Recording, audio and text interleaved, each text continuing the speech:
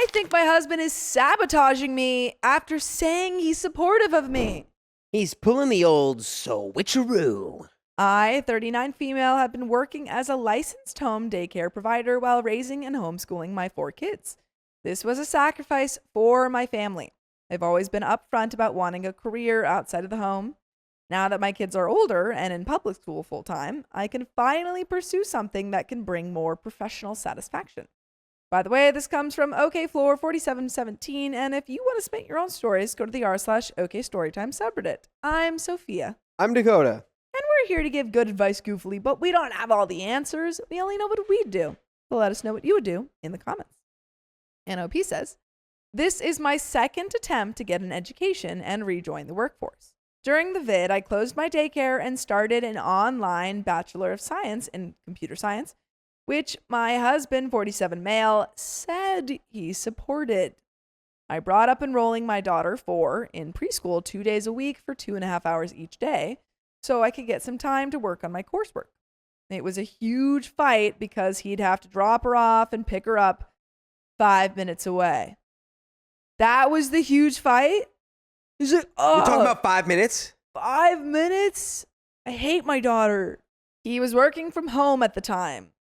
After 2 weeks of loud disagreements over giving me kid-free time, he finally relented, giving me 5 hours a week to work on schoolwork. I was also waking up at 4 a.m. to get in more time to work on my courses, and of course, there were weekends. It wasn't ideal, but my daughter would be in full-time kindergarten the next year. He couldn't or wouldn't keep the kids quiet in the evenings, so I couldn't sleep when I needed to, and my mornings got derailed. Weekends were hit or miss with loud kids, and my husband needed to do important household tasks. Someone once described this as weaponized responsibility, and I think that fits. Long story short, pursuing the degree became impossible, so I took incompletes on my courses and dropped out. Your husband sucks for that. The fact that you were trying to improve your life and follow your dreams, and he couldn't even help you out for a couple hours a day. Literally zero support. What's the point of being in a relationship with someone who won't support you at all? This destroyed my confidence and sense of self as I've always been driven. Now to today. My daughter is in school full time, and I've finally regained enough confidence to try again. With the tech sector layoffs, I decided to pursue something else that feels like the perfect fit. A 2-year library tech program. I enrolled and worked hard in my courses, getting a 2-week buffer. Then my husband announced he was going on a 2-week work trip, strongly requested but not required, meaning I'd be solo parenting and taking care of our new puppy who woke at night. I could balance the puppy waking and school because I slept in until 8 a.m., and my husband handled the early bus child. But with this work trip, I was night waking and early morning waking. I lost my buffer completely. Then, when he got home, he brought a cold. That knocked me on my butt for 10 days. In the end, I had 3 late assignments and had to scramble to catch up. I've been actively applying for jobs in the field, and I have an interview for tomorrow. I got a haircut and bought some professional clothes since Hobo Mommy isn't going to cut it. Comfy as heck, though. My husband repeatedly suggested I try on some of my outfits so we could pick the best one for tomorrow. I relented. He criticized every single one. I thought that was going to be a cute moment where he's like, I want to see my schmexy wife. That's where your optimism has overtaken reality. God. This guy is too stinky to be cute. Now there is literally nothing I can wear tomorrow that he didn't talk crap about.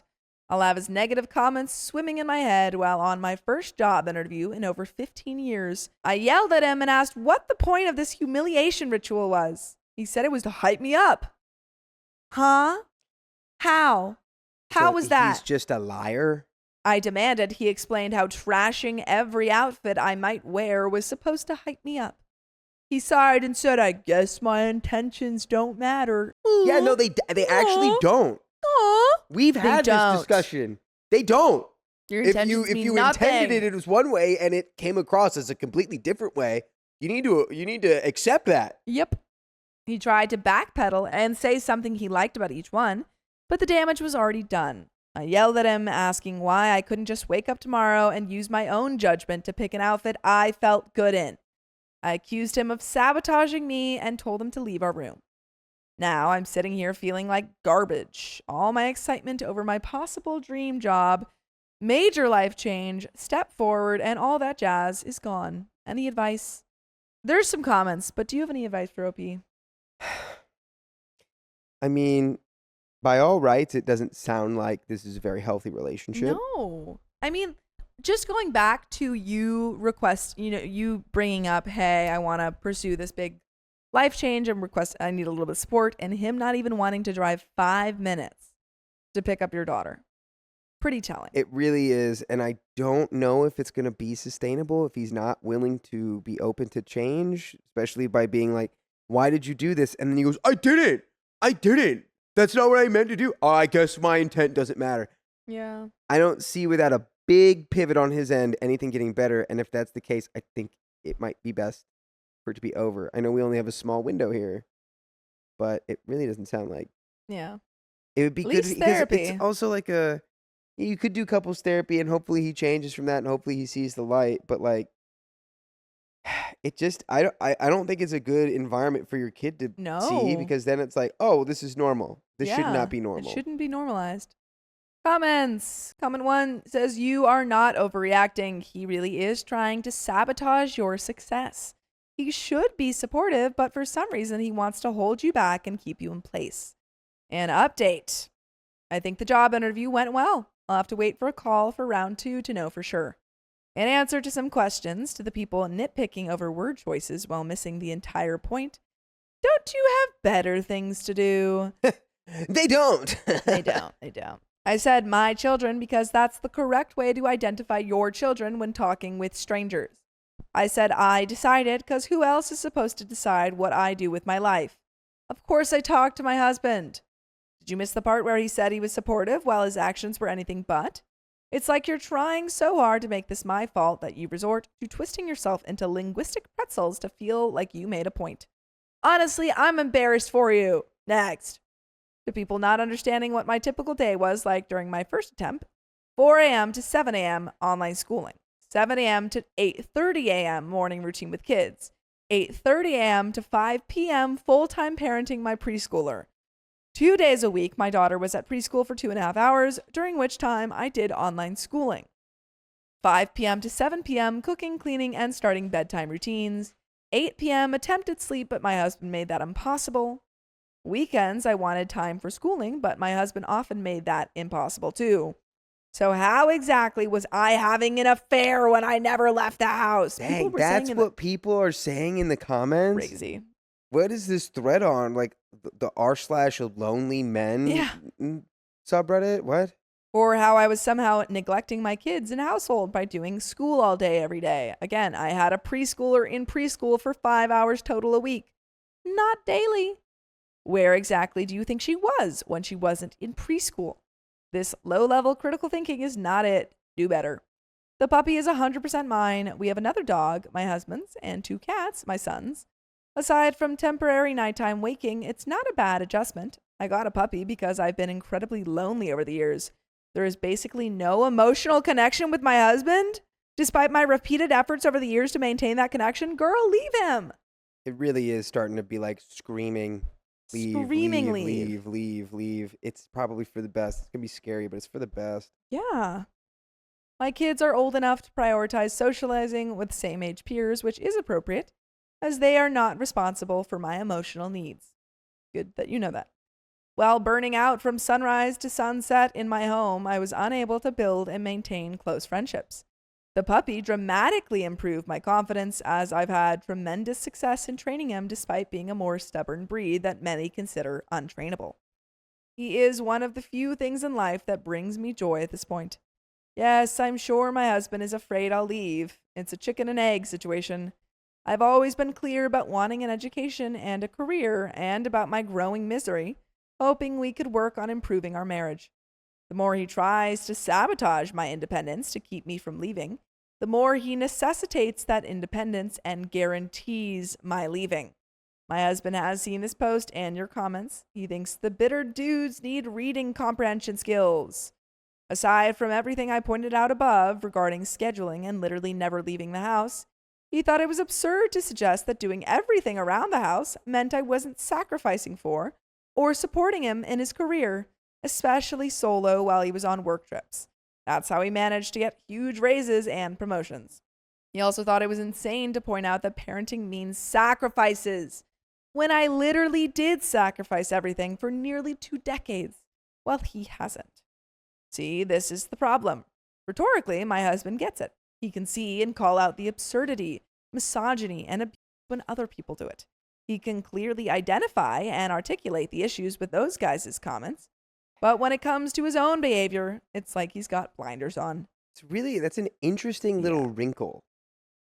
I think this is like a lot of people do this. I think a lot of people can point out that level of misogyny, or even like, people point out people point out, but don't do the mental work that it takes to recognize when you are doing it, or are too defensive to understand that they're doing it. Maybe you really could get him to see the light in some like a good counseling session, maybe. But some big change needs action.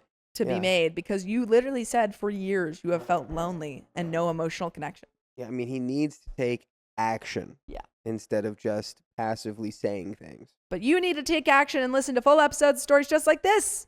Just go to Spotify, Apple Podcasts, or iHeartRadio and search up OK Storytime. There is a little bit left to this story. All right. So let's get to it. Let's go. After the fact, after fighting about it and disrupting everything I'm trying to focus my efforts on, he'll admit his behavior was destructive and say sorry, but his daily operating is self-centered and unwilling to do anything that might cause him even the smallest inconvenience, like driving our daughter to preschool, even if the reward could be huge, like doubling our income. He is a fundamentally self-centered person.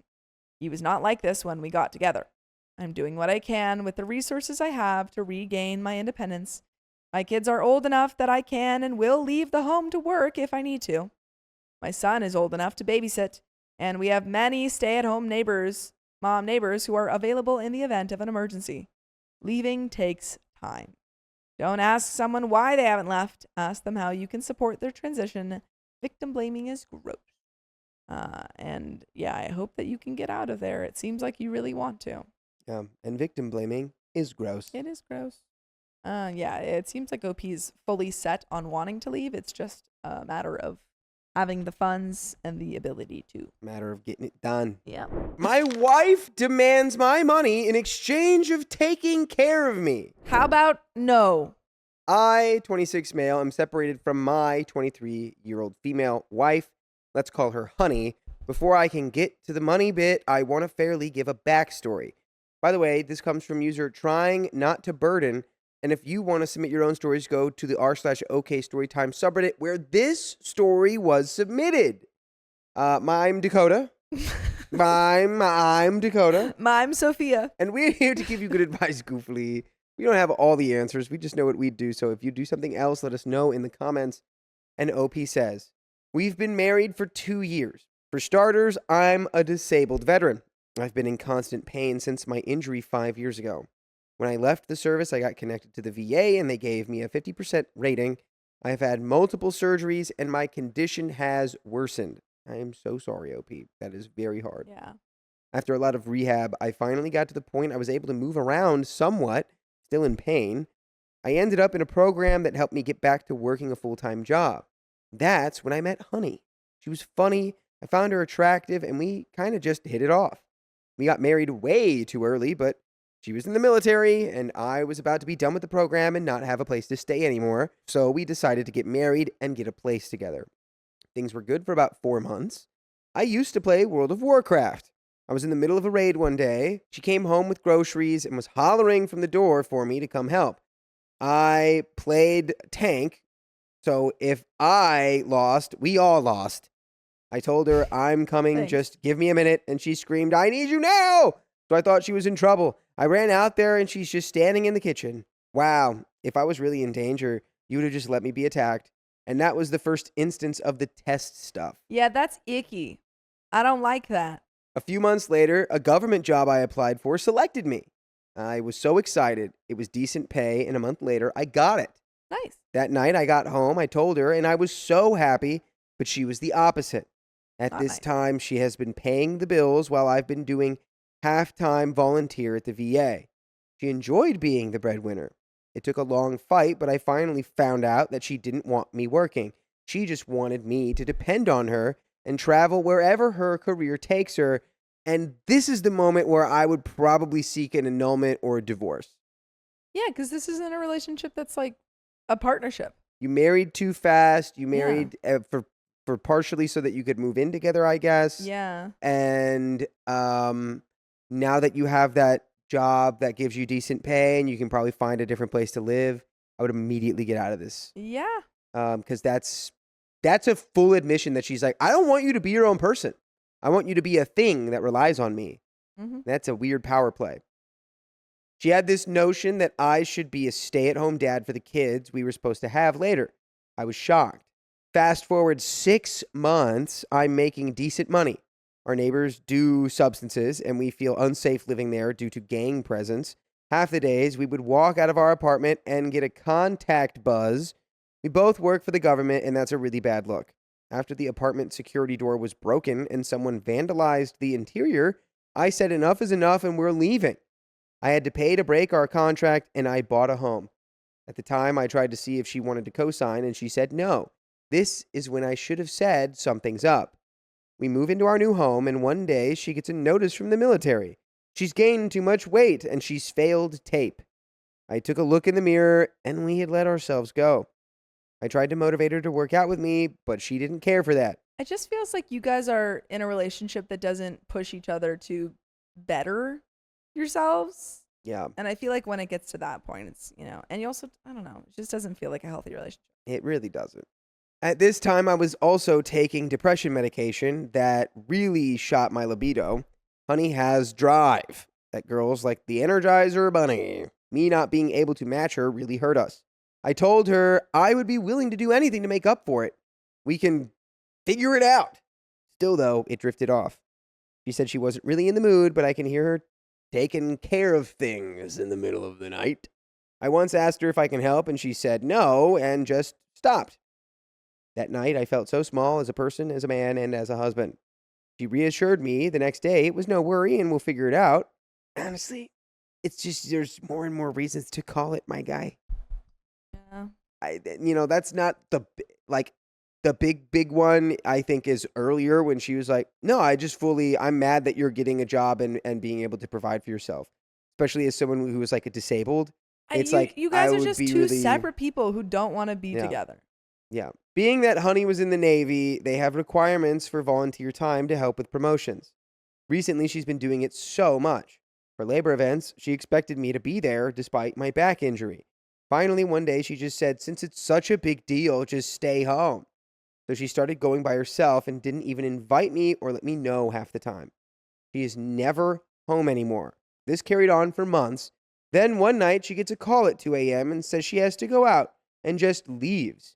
It was about 3 days before we had time together again, and I asked her why. She said a sailor needed her help. A sailor needs me. Mind you, she's not in leadership.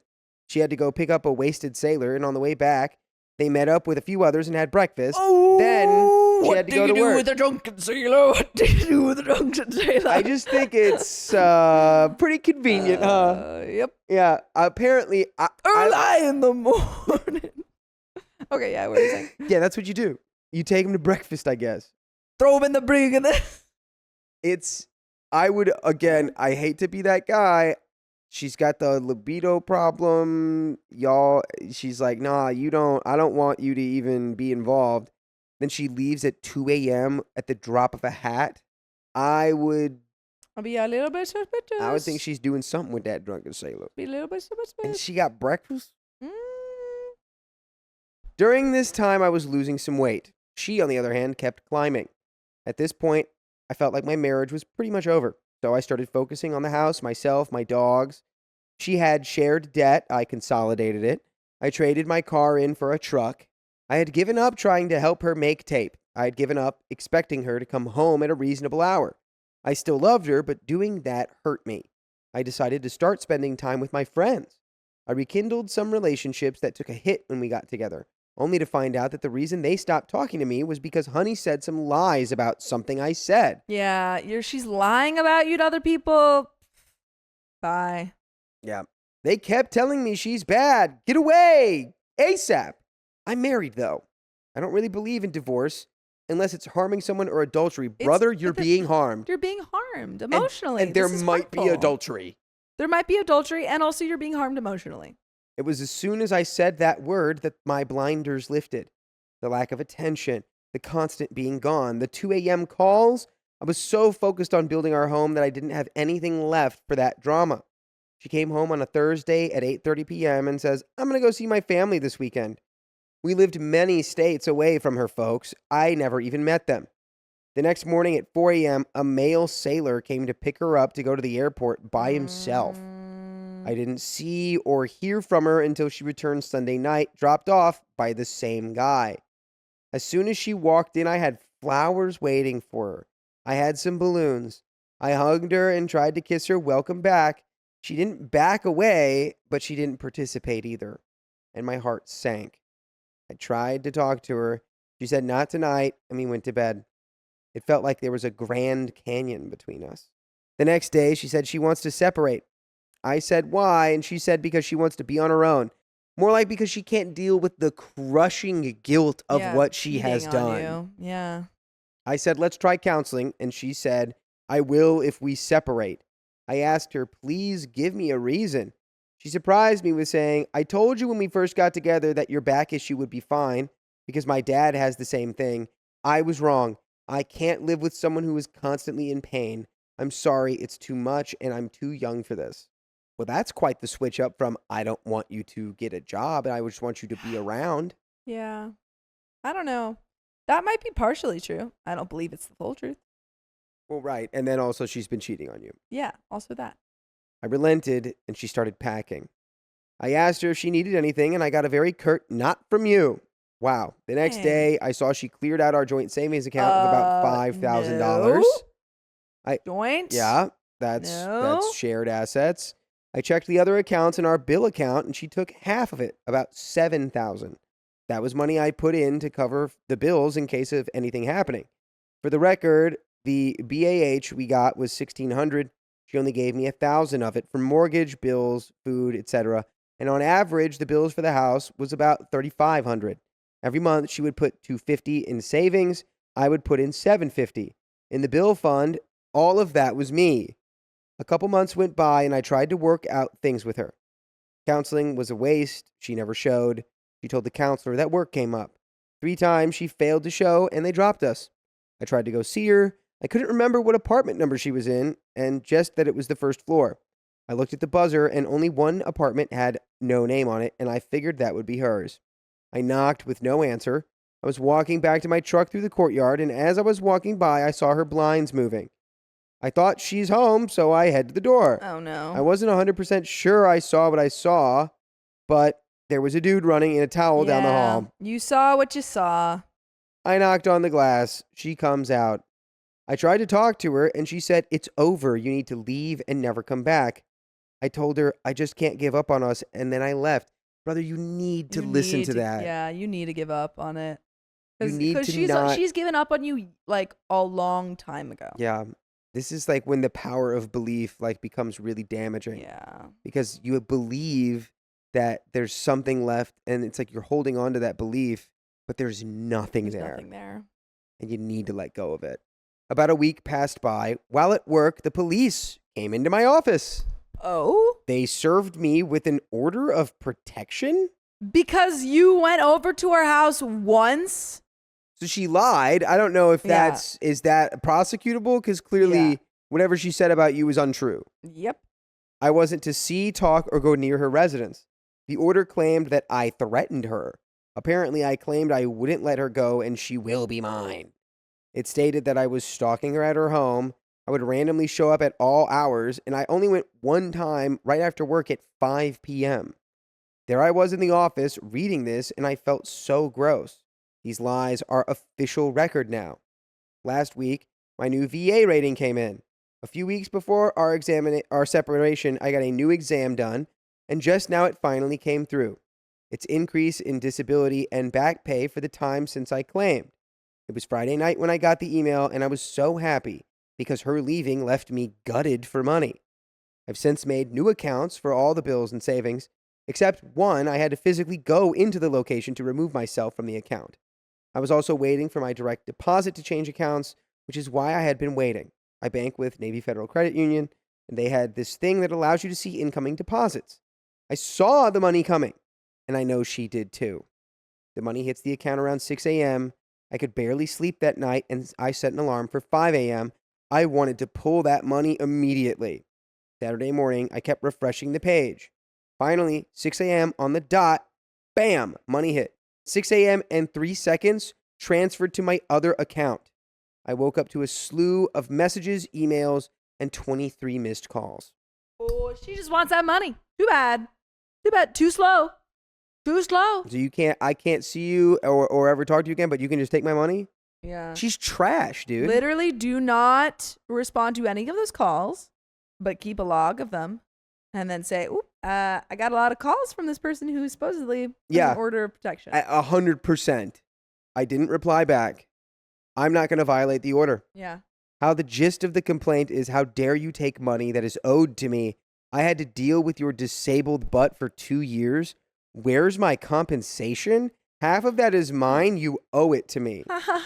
You stole all of our savings. I seem to recall you guys were married. And one, you all were married. And two, you stole the savings. Doesn't the vow say in sickness and in health? Sure For does, better Dakota, or for sure worse, does. for rich or for poor? She didn't read those parts of the vow. The calls started out very angry, and then pleading, and then reasoning, and then angry again. Am I the a-hole for not splitting my disability money? Absolutely not. No. She, again, stole all of your joint account. She stole all the savings in there. This person deserves $0.00 from She me. left you. She cheated on you. Got an order of protection against you. And then is demanding your money? No. Yeah. I don't really have an unbiased group of people I can talk to. My friends personally know her and hate her. Hey. I think that's the accurate representation. I don't think you have to be worried about that bias. I'm supposed to have a meeting with her and the mediator today for the divorce proceedings. She filed that a while ago, and with the order in place, they can push it up to now. There is an update. We're just going to dive right into it. We all know you're not an a-hole, and that's your money. So I went to the mediation. I had not spoke to Honey in weeks until this. Sitting in the courthouse on a beach outside of the mediator's office, she sits on one end and I on the other, about 4 feet apart. I looked over to her and was about to say something, but I didn't want to be the first, so I just put my head back down. A moment of silence, and all you hear is clacking of shoes and heels up and down the hall. Then a meek, "I'm sorry," is what I heard. I looked up, expecting to see another person, but no, it's Honey looking at me with watery eyes. I said, "What are you sorry for?" She said, "Everything," and I just shrugged. Thank the Lord. Yeah, of course she's sorry now. I'm sure she's realizing... you spent all that money, probably. Yeah, all the money's gone, and she's not going to get any of your money ever again. Yeah. And she's feeling pretty awful about that. You've been, I'm sure, losing more weight. You're probably looking great. You've got more money coming in. You've still got the steady job on top of your disability benefits. Mm-hmm. Everything's looking great for you right now. And not so good for her. She's seeing a sailor.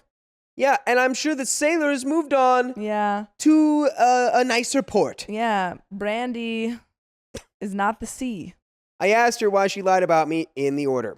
She said she didn't even write it. The clerk in the office did. That's a lie. Liar. That's a lie. That is a lie. Liar.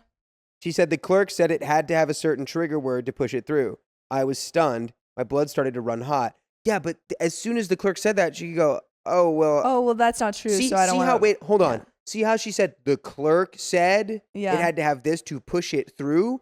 And she was the one who asked filing the order, bro. Yeah, the clerk. The clerk showed up at her door and was like, "Hey, I'm here to help you file protection order." She said, "What?" He said, "I'm like Santa, but for protection orders. I just know that you want one." I could feel it in your brain. My goodness. Either she's lying to save face, She's which she lying. wasn't. I later compared the handwriting when I got home. Or the system is so corrupt, allowing this to happen. Well, it's But, pretty my obvious. God. It's pretty I want to obvious. slam my head against a wall. Are you kidding me? No. OP's saying No, he's not saying that it's his ex-wife's fault. Yes, he is. No, he's trying to say that. No, he said the handwriting is hers. He was like, either she's lying or the system's so corrupt. Right. No, he's saying she wasn't lying. The No. handwriting's not hers. Listen, either she's lying to save face, parentheses, which she wasn't. I later compared the handwriting when I got home, which, yeah, the clerk probably wrote it. She's the one who went to the clerk. Oh, you gotta keep reading to order it. You can't be. Don't be a dum-dum. Or the system is so corrupt allowing this to happen. I had not another word to speak for a while. Then she says, well, it was your fault for making me have to do this. My brain felt broken. Huh? Why? And she had the audacity to smirk at me. Then she says, the day that I came over, her ex was visiting and staying at her apartment. He took a week off to come visit since they were such good friends. It was odd, though. Such good friends. You're talking about. It was odd, though. I didn't feel anger. I felt vindicated. I kept questioning my own eyes. It was more of a relief, I guess. I said, it's fine. We're finished anyway, right? She kind of looked sad at that, but then said, sure. Good. I said, thanks for being honest. Then she said, I think I need to come clean. Some of the weekend trips I took to see my family, I went to spend the weekend with my We're ex. all shocked. Whoa. Oh, you cheated? Stop the presses. And the world stopped turning with this revelation. Wow. It was at this point the itty-bitty trust I had for her just shattered. Good. I just felt cold sitting there. I didn't say anything. She asked if I was okay, and I didn't answer her. Finally, the door opens, and the mediator asks us to sit at this table opposite of each other. They asked for identification, then asked, there's no chance of trying to work things out, right? I immediately said, no. Honey looked offended. He said, okay, let's begin. As we started going through each asset line, it was like a rough fight. Only married 2 years. She tried to take my retirement. Then I said, I get hers too, right? He said yes, and Honey dropped it. We finally got to the house that I've been primarily paying for and is in only my name. Well, that don't matter. It was acquired during our marriage. They were discussing how much I would have to pay to buy her out, and I couldn't afford it. They intended to make me sell the home. My mind was racing. Then I remembered, shortly after we married, her family, in order to dodge taxes on a property, put it in their daughter's name. I asked the mediator, excuse me, how about land put in her name from family? He said, absolutely. Well, I told him it's probably about $100K. Oh my Lord, the look on her face. I'm loving this. This is great. I love that OP's like, and then I remembered, and then I remembered. Yeah, how about that little chunk of land? Yeah. Maybe I get some of that. You're great, OP. You're doing great. If she could have thrown daggers, she would have. She started in about how it's her family's money, not hers. I asked if she left my home alone, would I be able to leave that alone? And the mediator agreed. So far, I wasn't doing so bad. Little did I know my truck considered marital assets and all the debt we had. Apparently, she went to visit her family again. She had a shared credit card with $16,000 on it. She maxed it out, bought gifts for everyone back home. And I said, surely that's her debt, right? No, it's split down the middle. I had less of a leg to stand on. I was going to have to sell the truck to pay the difference. Then the mediator proposed an idea. If I take on the whole debt of that card, she leaves my truck alone. I really had to swallow my pride. I ended up walking away with about $40,000 in debt, and she only had 18. I signed the forms for divorce. They're going to go before a judge. I hope to God nothing more comes of this. After our mediation was concluded, we went over to the protection court and signed up to see a judge. We were able to see one within the next 45 minutes. We waited in this hall. The officer found out we had a protection order and treated me like trash, sent me out of the hall around the corner. He said he would come get me when it's our turn. Then left me sitting on a bench in the main hall looking like I'm in timeout. The officer finally gets me. We go into the courtroom.